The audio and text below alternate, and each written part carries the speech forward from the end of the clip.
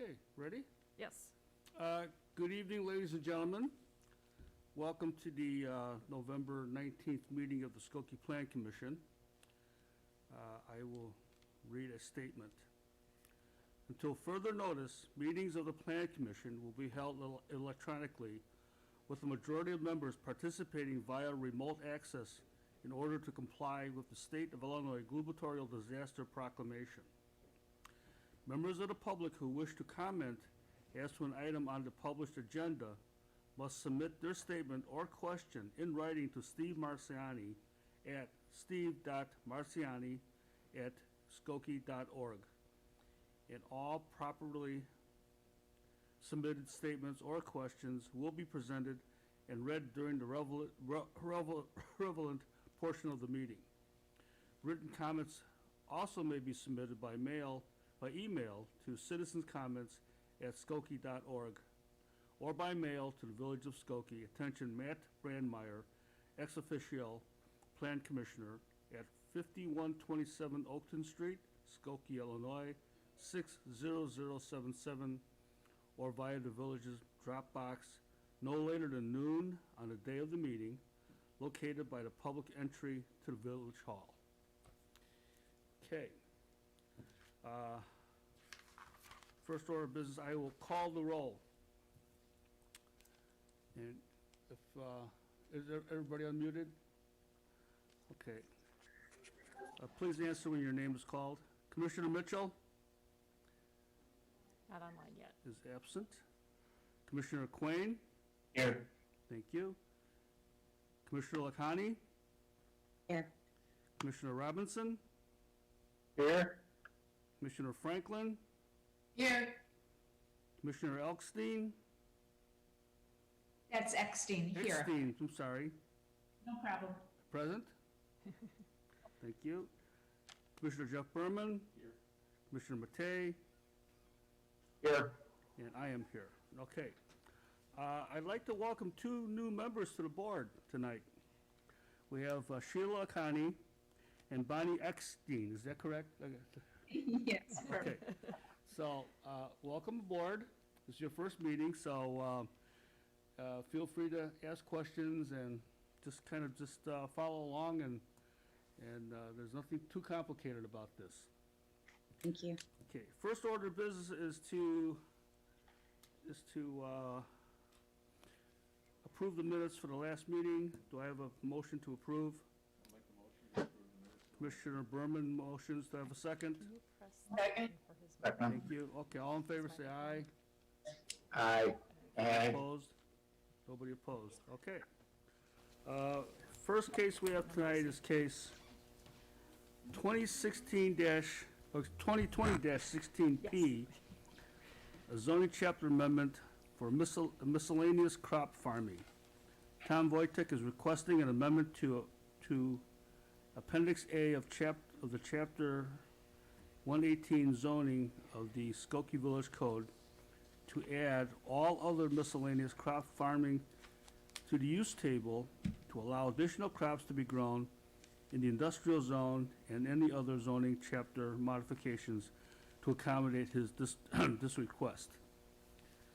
Okay. The representative isn't logged into the meeting yet, Yes, I was so gonna ask how if would you you- like to handle that? Well, Steve, why don't you go ahead and present the village's staff report? Okay. Mr. Chairman, I'd like to respectfully request that the Plan Commission case for 2020-16P be accepted into the record with a couple amendments that I will get to shortly.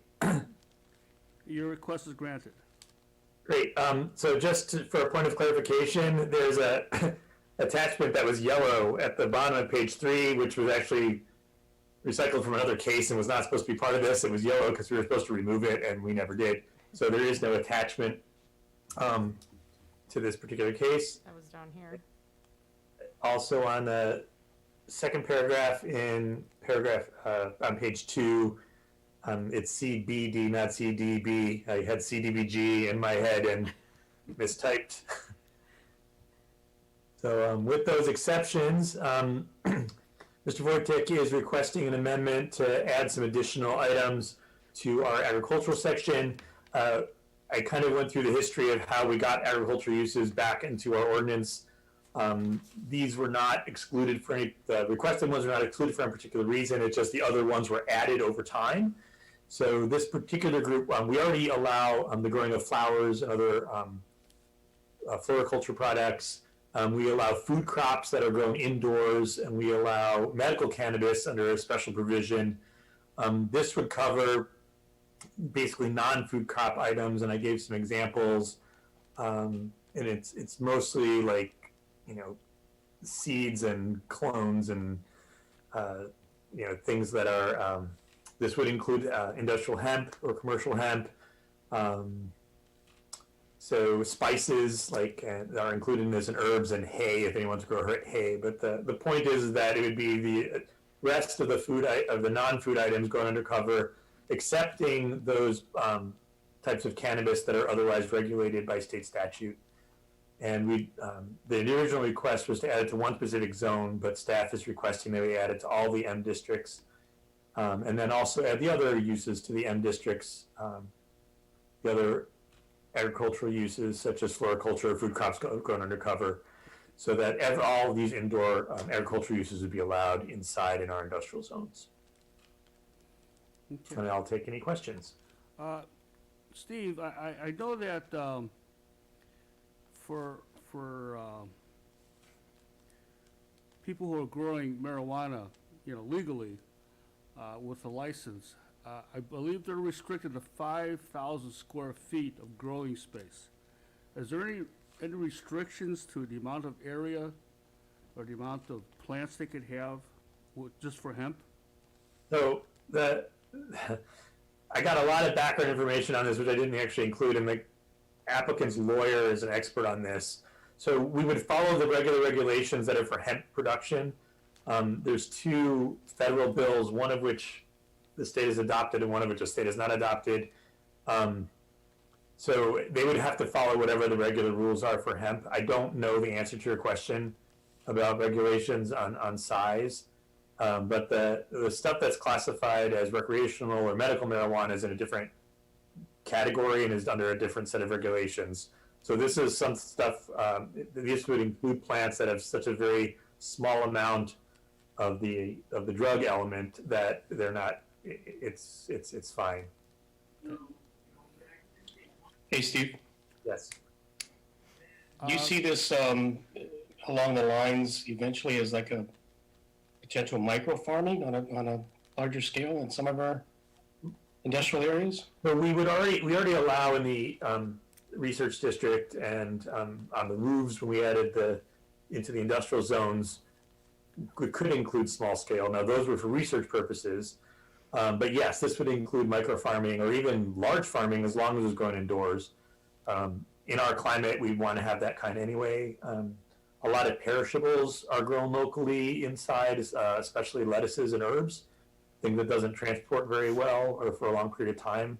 Our area has a lot of those micro type indoor farms, and this would allow that as well as other things. So, so basically, we would allow all indoor agricultural uses in the industrial zones, except for those that are other regulated for medical or recreational cannabis. Okay.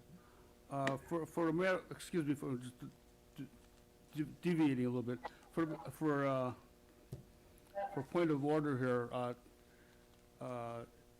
Tyler, was there notice required for this case? I was going to say that individual notice was not required, but it is proper and correct. It was posted in the paper and online. Okay, thank you very much. Okay. Well, were there any comments submitted or questions submitted to the board? There weren't as of about 7:25. Okay, Matt, do you have anything? No additional comments. no additional comments? Okay. And Commissioner Berman? I was just wondering if it's appropriate for us to vote on it if the petitioner is not. I was just gonna ask that. I think we can. I believe we can. Tyler, what's your ruling on that? I think it's fine if Steve doesn't have an issue with it. Yeah, Mr. Chairman, I think that because we're actually staff took to expand the request because it was something that we thought was good. It does include items beyond the request of the petitioner. Staff is comfortable with the commission making a recommendation at this time to move to the village board with that recommendation. So I take that as an okay. Okay. Commissioner Berman. I was just saying, based on that, I make a recommendation that we accept staff's report. as Well, let presented. me ask the commissioners if they have any questions of staff. Any commissioners have any questions of staff on this case? The current business that is the petitioner, what is their intent, Steve? It was, we found out through the process that it was to use the plants for CBD oil, which is not the substance that's regulated under the recreational or medical marijuana. So that is what it was. It is not a subject of this case, but that was the person who's requesting, it is their intention to grow hemp for that purpose, as it was described to me by their counsel. Okay. You know, given the state of manufacturing in this country, I hate to say the industrial corridor does present challenges for occupancy, and I would be in favor of this, just given we need to do everything we can to keep those properties occupied and being productive in our economy. I have a question. Forgive me. I don't know any of the background here. Can you explain to me what an industrial zone is? I mean, I understand from the words, but is there a legal definition? Is it a geographic definition? Does it have to do with what happens in a particular spot? I'm not clear on what distinguishes an industrial zone. Sure. So all zoning is a geography, and there's a list of uses or regulations for each of those geographies. So this would allow these sets of uses in these particular geographies, which for our purposes is generally the southeast and southwest portions of town and a little bit up the spine where the train tracks used to be.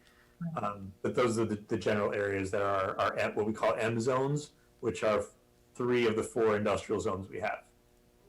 Thank you. And can I ask just one more question? If something is not, what other types of zones are there? So we have 4 categories of zones. We have residential districts, which are the yellow through brown ones on the bottom, R1 through R5. We have mixed use districts that allow stacking of different types of uses. We have our business zones, which are generally commercial type districts that don't involve manufacturing. And then we have our manufacturing or industrial districts, which allow manufacturing office type uses. Thank you very much. Any other questions of staff pertaining to case 2020-16P? Okay, none? Okay, we're ready for a motion. I'll repeat my motion. I'd like to make a motion that we accept. Want to this- speak clearer into the microphone? Okay, absolutely. I'd like to accept the staff's report into record as presented. Okay, do I have a second to the motion? Aye. Commissioner Matei? Thank you. Okay, any more discussion? None, I will call for the vote. Commissioner Mitchell is absent. Commissioner Quinn? Aye. Commissioner Lakani? Unmute. Aye, sorry. Okay, there's a aye. Commissioner Robinson? Aye. Commissioner Franklin? Aye. Commissioner Eckstein? Aye. Commissioner Berman? Aye. Commissioner Matei? Aye. And I'll vote aye. Thank you. Okay. Our next case is case 2020-17P. I believe Commissioner Lakani has a statement to make. Since this property is owned by my family, I'm going to recuse myself of commenting or voting. Okay, thank you. Counselor, is notice in order for this case? Again, notice of proper in this case, as notice was not required, or at least individualized notice. Yeah, So it this is case, proper and correct. 2020-17P parking determination. Okay. I'm sorry, I couldn't hear you there. I'm sorry? He didn't hear you. Oh, that was case 2020-17P, correct?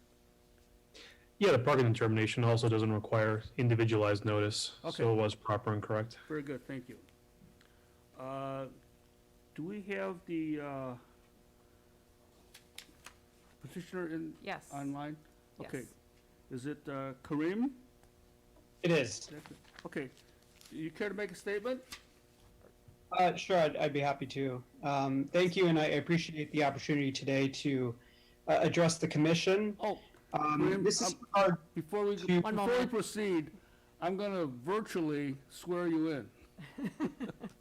So if you would virtually raise your right hand, do you affirm that the testimony you give tonight is the truth, the whole truth, nothing but the truth to help you?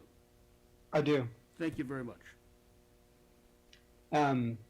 So I'm speaking today in regards to our mobile gas stations located at 50152E. We built this gas station in 2004 under a special use permit. We are now going through our first significant renovation of the car wash part of the gas station. And our hope is to update the existing vacuum system, which exists at the site, which is a small structure that can be accessed by maybe one, if not two cars, to something that's become more common in the car wash industry, which is these larger, longer vacuums that can be accessed by multiple cars, each individually parked. There's a few reasons why we think that the parking determination should be updated.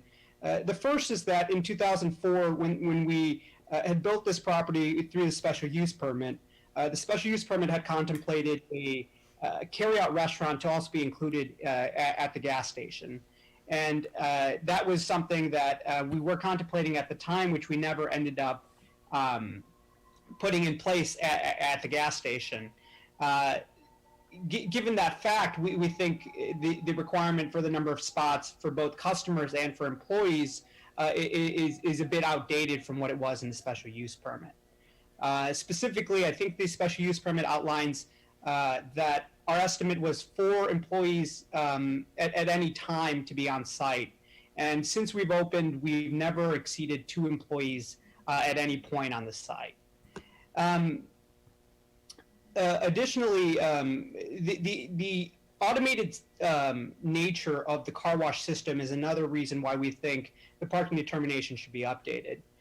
The car wash itself doesn't require extra service by other employees. The car wash itself can be purchased in 3 ways. It can either be purchased by going to the counter and purchasing it from the employee who's already managing the convenience store. It can be purchased by the customer from the pump while they're filling up gas, or it can be purchased from a automated box right at the entrance of the car wash. Once they enter the car wash, they're given a signal to put their car in neutral, and at the end, they're given a signal to take control back of their car. Once they leave the car wash, there's not a lot else involved. There's not a lot else we would need an employee for. And I think if the special use permit had expected us to be using more employees, I would understand why the number would be higher. But I think in actuality, and especially since we're doing such a large renovation, putting in a brand new system, it's going to be extremely automated. And I think that's all I wanted to add. I was at the site today looking at the layout, and let me get this straight. The cars enter on the east side of the car wash and exit on the west. Is that correct? Correct. Okay, so they exit out to the street. I'm sorry. The cars would enter on the west side of the property and they would exit on the east. Okay, so as they exit, that's when they can get to the vacuum station. Correct. So as they exit on the east side, we have an east wall, and we have several parking spots there. That's exactly where we would want the vacuums to be placed. So as they exit, they can either turn left and exit the property itself, or they can pull into one of the existing parking spots there and use the vacuums to clean their cars. Okay, very good, thank you. Any other questions of the petitioner?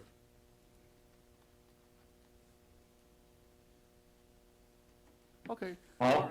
Hey, Go Paul? ahead. Yes, go Bob. Mr. Quinn? So, as, with the new parking space for vacuum service, you don't anticipate any kind of bottleneck with cars wanting to exit that don't want to vacuum and the cars that are backing out, in and out, that are vacuuming? Is still some wiggle room there? There is plenty of space in between the parking and the exit at the car wash. I'd also say that just given how much parking space we have on our site, people who come to the site almost always come by car, and if they come, they almost always park at a pump itself.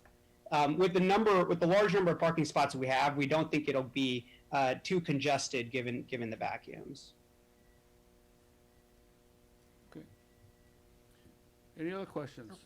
I think Russ is talking. Yes? Yes, I have a question. Yes, Mr. Franklin? Yes, thank you. Do I understand then that you no longer have any interest in having any kind of takeout restaurant? I know it's not discussed in here, but you did have a variance some years ago for that purpose. Is that off the table? That's correct, Commissioner Franklin. It is off the table. Thank you. How many vacuums are at the site now, Kareem? There's one structure, it's a vacuum. It can be accessed either on one side or the other, but not both. So it's really one single vacuum. Okay, and it has two hoses? I believe it has one. Okay. And then you're going to 8 to accommodate those sub-zero days where suddenly we have 35 degrees and everybody rushes over there to wash their car. Otherwise, you're going to have people actually waiting to get to that machine. So this will actually improve flow for cars coming out that'll be able to get to a vacuum and then move on. Right, I would say that definitely is the case. Commissioner Berman? I'm kind of a broken record about this, but you know, I've noticed, I'm a fanatic about getting my car washed, and I notice places that have the vacuuming that frequently there's litter and debris left over from people banging out their floor mats and cleaning out their trunk for the first time in a year. Are there going to be trash receptacles in addition to the vacuums, and will they be cleaned, emptied regularly? Sorry to cut you off. Yes, we're planning at least one trash receptacle for each 2 spots. If the village feels like we need more, we're happy to do that. But we have a vested interest in keeping our site as clean as possible also. So that's a high priority for us. Okay, thank you. Okay. No further questions? We'll ask the staff to present their report to the commission. Carrie, I Yep. believe, Sure. or is it Steve? Second, Steve. Yep. Steve. It's the Steve, show okay, tonight. go ahead, Steve. Me again.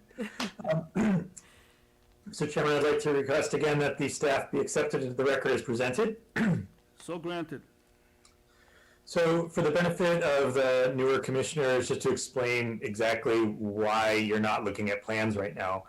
So what had happened in between the time that this case was originally given to us and now is we had redone all of the parking requirements dealing with automotive uses. So this would have been gas station, car washes, included car sales places. So everything that's in the first group of retail uses.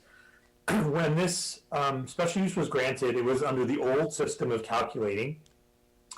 In any business district, every single piece of the use, all of their parking requirements are combined, and that's what comes up with their overall parking requirement. So when we redid all these parking requirements and modernized them, when we apply those same rules to this site, the outcome might be different.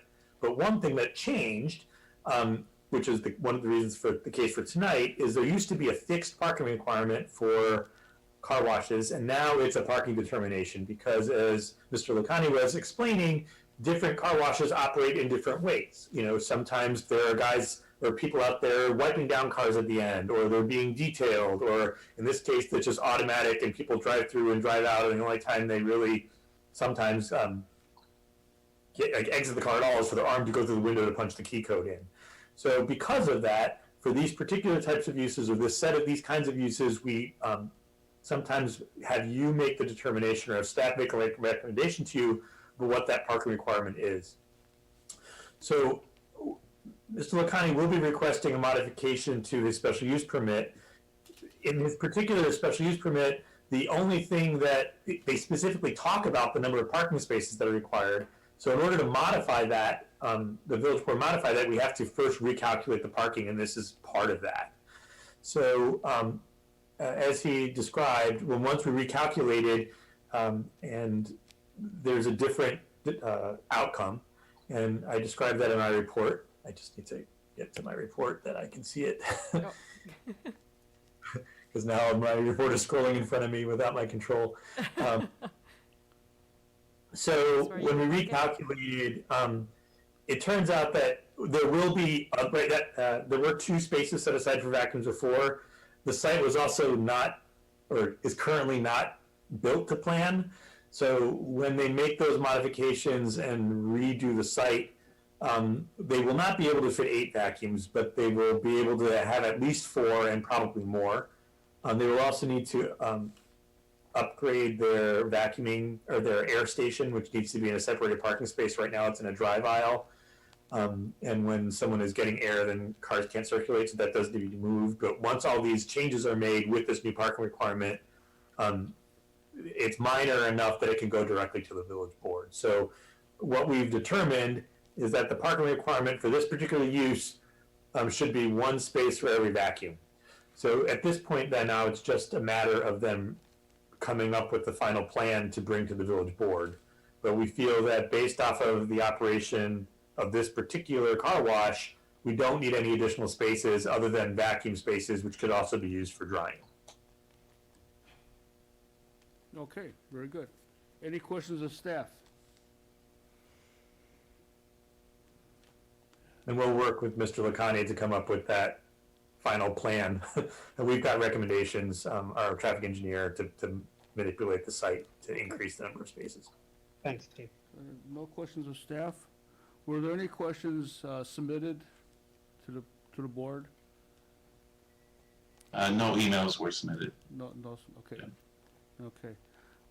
Karim, did you have anything further to add to the to this case? Nothing further. Okay. Then at this point, I'm ready for a motion. Commissioner Berman, I'm sorry. Commissioner Berman? I'll make a motion to accept the staff report as presented. Okay, do I have a second? Second? Commissioner Franklin, thank you. No further discussion? I will call for the vote. Commissioner Quinn? Gladly, aye. Thank you. Commissioner Lacani have abstained. Commissioner Robinson? Aye. Commissioner Franklin? Aye. Commissioner Eckstein? Aye. Commissioner Berman? Commissioner Matei? Aye. And I'll vote aye. Motion passes. For information for our new commissioners, parking determination cases are heard, that are heard by the Plan Commission. We are the final determining body or authority on the cases. All the other cases that come before the commission go before the Board of Trustees for final approval. So the other case, which was the zoning chapter amendment, that case will go before the board for approval. And of course, they meet on the first and third Monday of every month.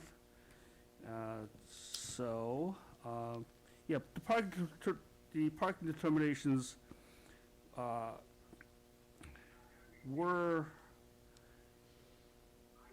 it varies, depending on site and as conditions change, we will be the final authority on parking. Any other questions or anything else before the board?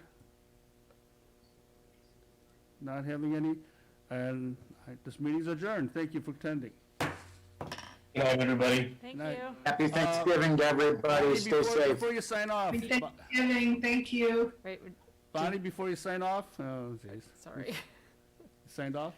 Okay. It would be